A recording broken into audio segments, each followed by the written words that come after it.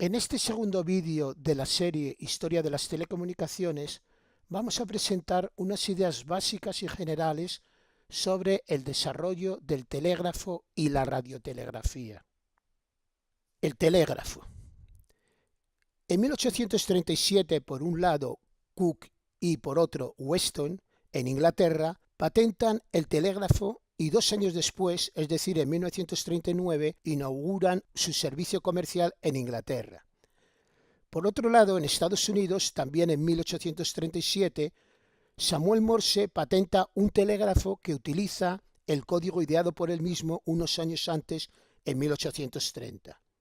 El mismo Morse inicia en 1844 los servicios comerciales del telégrafo en Estados Unidos, estableciéndose en 1845 la primera línea de telegrafía eléctrica de su sistema entre el Capitolio en Washington y Baltimore.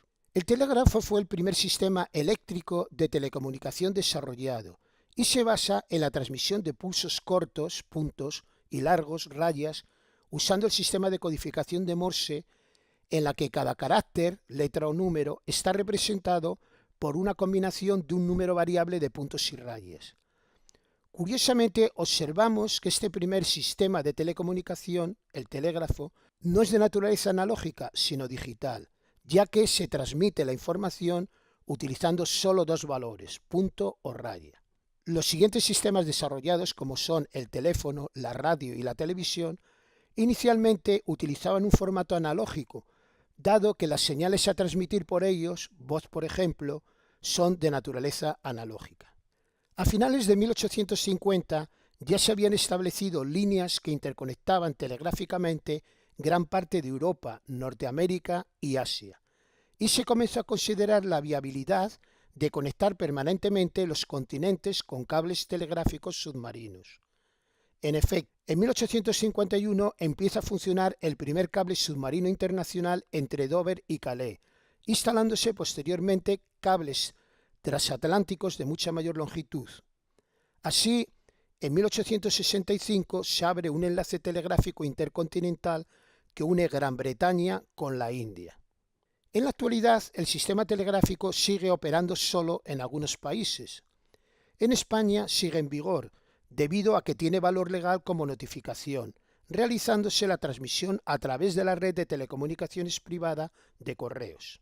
La transmisión telegráfica también se mantiene por su sencillez como sistema de identificación de radioayudas a la navegación aérea.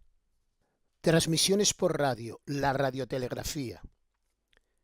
Denominamos canal de comunicación al medio físico de transmisión por el que viajan las señales portadoras de información entre emisor y receptor, y que en los años iniciales de nuestra historia consistía en cables o hilos conductores de la electricidad. Otros medios de transmisión posteriores fueron cables coaxiales, el espacio libre y las fibras de vidrio. Para transmitir por el espacio libre, es decir, tener transmisiones inalámbricas, se utilizan ondas electromagnéticas, y su introducción supuso el desarrollo de la transmisión por radio, provocando una auténtica revolución en las telecomunicaciones, debido a hacer posible el intercambio de información entre emisor y receptor sin necesidad de utilizar entre ellos un tendido de cables que, sobre todo para largas distancias, era tremendamente costoso. Los fundamentos de la transmisión de radio se encuentran en el trabajo teórico de Maxwell, que publicó en los años 1861 y 1862 y que condujo a sus famosas ecuaciones. Pero no fue hasta 1888 cuando Hertz demostró la generación y detección de ondas electromagnéticas en el laboratorio. Durante la siguiente década, de los 1890, científicos de varios países comenzaron a experimentar con las ondas electromagnéticas. Uno de ellos fue Nikola Tesla, que ya en 1894 sugirió el uso de las ondas electromagnéticas para comunicaciones a larga distancia. Mientras en Occidente Tesla es reconocido como el inventor de la radio, en Europa Oriental es más representativa la figura de Alexander Popov, quien en 1895 presentó su primer equipo de radio, es decir, de ondas electromagnéticas, capaz de transmitir señales entre un barco y tierra firme a 5 kilómetros de distancia, usando por primera vez un cable suspendido como antena. Guillermo Marconi en 1897 patenta un sistema completo de telegrafía inalámbrica y en 1901 demostró la transmisión de información a través del Atlántico recibiendo la letra S transmitida en código Morse en Terranova desde Cornualles en Inglaterra, a una distancia de alrededor de 3.600 kilómetros. Surge así el concepto de radiotelegrafía. Es interesante citar los trabajos desarrollados por el ingeniero y comandante español Julio Cervera, que en mayo y junio de 1899 visitó a Marconi para estudiar los sistemas de radiotelegrafía que había desarrollado este último. A su vuelta a España estableció el segundo y tercer servicio regular de radiotelegrafía del mundo, uno entre Tarifa y Ceuta en 1901 y el otro entre Alicante e Ibiza en 1902. Además, ideó un sistema con el cual en 1902 logró transmitir entre estos dos últimos lugares, Alicante e Ibiza, la voz humana sin hilos, siendo considerado por este hecho y en algunos contextos como el auténtico inventor de la radio.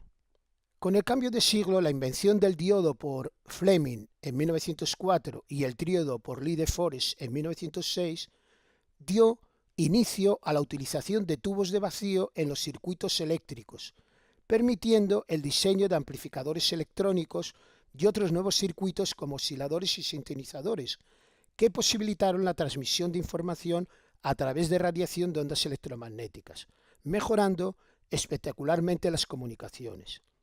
En este campo es de destacar las contribuciones de Armstrong con la invención de diversos circuitos electrónicos para emisión y transmisión y recepción de señales electromagnéticas. Son circuitos regenerativos, receptor de radio superheroíno, etc.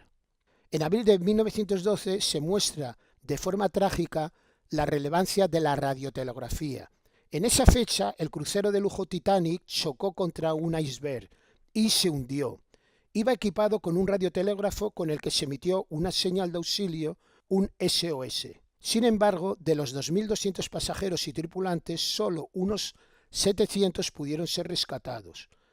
Podrían haberse salvado muchas más vidas si los barcos cercanos hubieran mantenido el funcionamiento del radiotelégrafo las 24 horas del día y captado así la señal de socorro. Año y medio después, concretamente en octubre de 1913, otro crucero de pasajeros, el Volturno, se incendió en el Atlántico. Su llamada de socorro atrajo 10 barcos a la escena y todos los pasajeros y la tripulación pudieron ser rescatados.